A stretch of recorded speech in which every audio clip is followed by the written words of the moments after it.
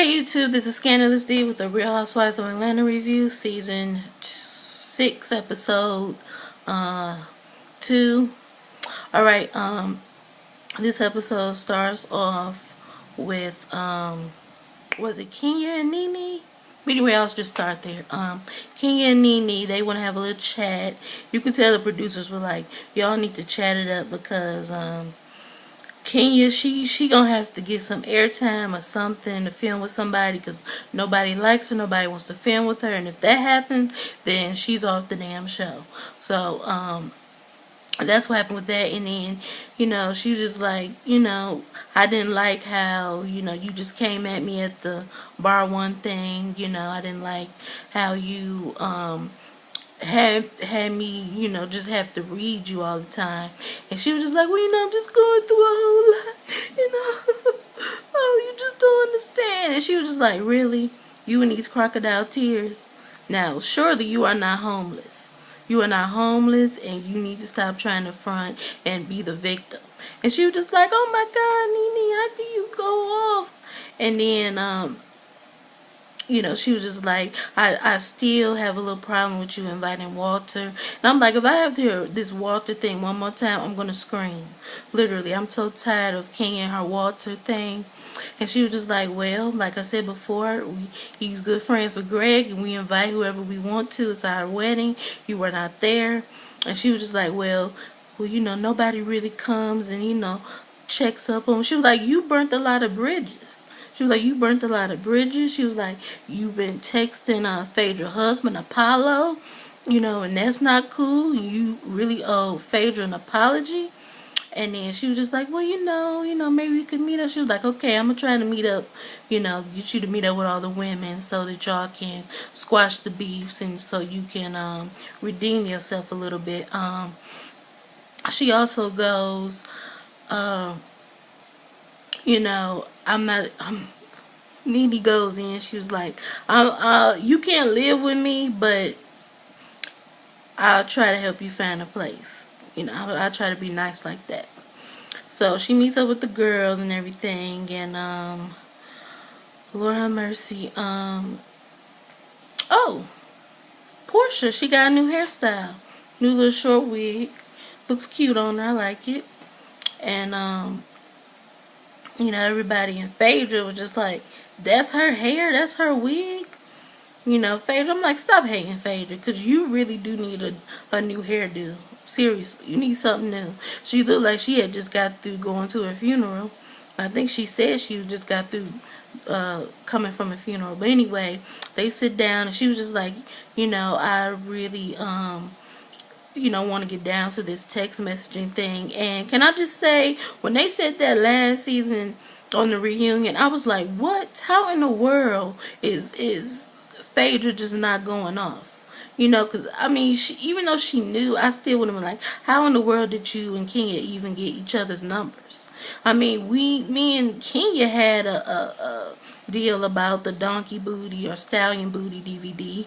But why you got, knowing that she was flirting with you like that, why y'all got each other phone numbers? But, Kenya or Phaedra, for the TV, she was just like, I do think it's wrong that you've been texting him. She was just like, you implied that something inappropriate was going on. And she tried to backtrack, told him, no, I didn't. I was just saying that he texted me a couple of times. He initiated text with me. I do feel like it's wrong, but he started it with me. She was just like, well, okay.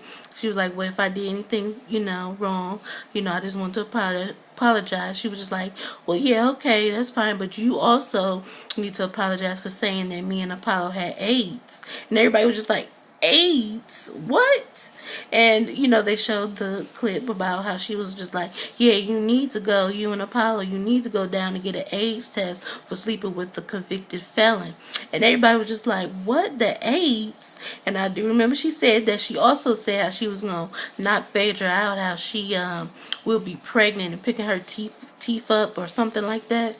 And I was just thinking, gosh, she is really going in, but she doing the most for the cameras.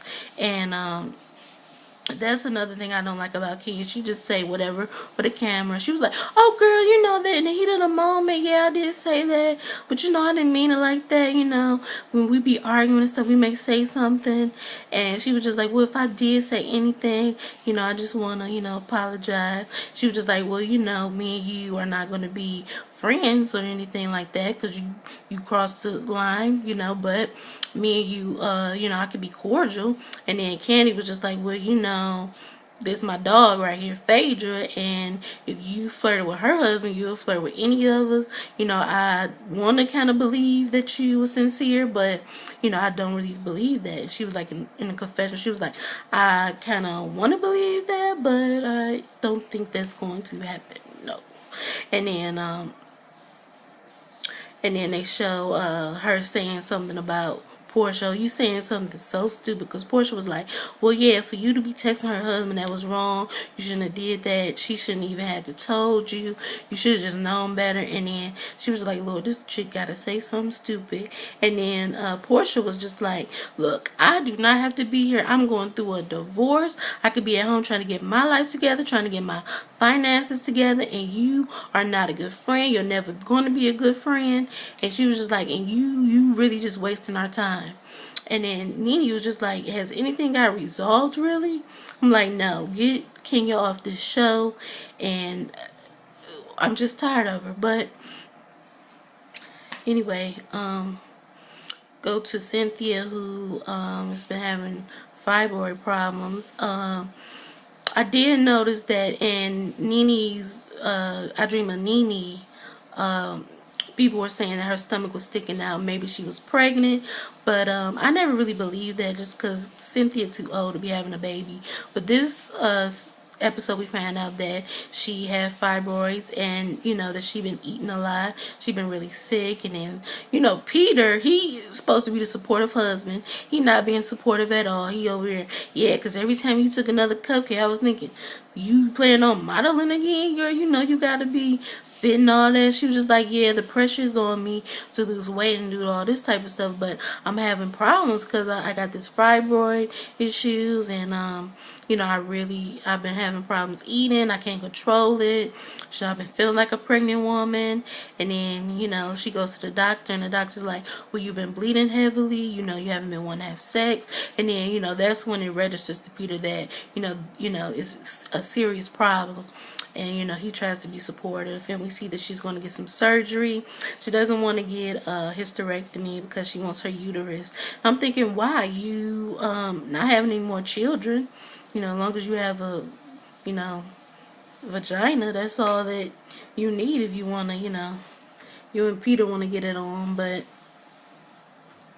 she doesn't want to get that. We go to Portia, who is, you know, moving in with her mother, kicking her mother out of her bedroom. And she just goes, "You know, I have a lot of stuff, so I was wondering, can I move in the master bedroom?" And her mother was just like, "Fine, Portia, you go right ahead." And I was just like, you just let your daughter just take the master bedroom? She gets mad because Cordell calls and says how he wants to bring her stuff over there. She was like, "Oh my God, how can he say this? How can he say he want to bring my stuff over here the next day? Oh my God, I feel like calling him and cussing him out." Her mom was like, "Don't you do that. Don't you do that, because you don't want to give him the satisfaction, getting you all upset. Ignore him and just let him come bring the stuff another day." That was it for Portia. What am I talking about? I'm gonna get to Candy, her mama. Nene, no, not Nene. Phaedra and Apollo. You know, Phaedra, and Apollo, they having their little differences. And can you say their baby is so cute? Both babies are cute, but I really like Aiden. He was just like, "Hello, Mr. President." And I think he's so cute. And they having issues because Apollo feels like he wants to hold Phaedra back, how he wants Phaedra to compliment him. And, you know, he was just like, "I compliment him enough, but he, you know, it's not good enough for him." So they having their differences, and, you know, people are there. You know, her sister and her people who work for her, whatever. And they was like, you know, yeah, she needs some help around here. She got a lot of fire in her pans, or a lot of pots on the stove, or whatever analogy they used to show that she got a lot going on. She needs help. And he was just like, yeah, I understand that, and I help her. But she don't never appreciate what I do. And so he just leaves. He's texting and texting, and he just puts on his book bag like a little schoolboy and leaves. So that's what happens with that. And I really think the producers are bringing up drama for Phaedra and Apollo because, they're really not a couple that people tune into other than to look at Apollo. That I think they're stirring up drama, but hopefully they'll stay together. Okay. And we're going to get to Candy and her mother.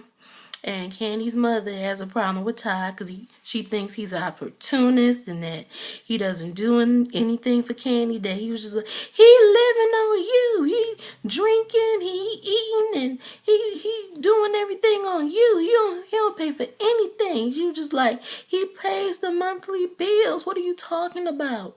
And then he just goes, or she goes, Riley don't like him. I don't know why you couldn't just find somebody who had a whole lot of money.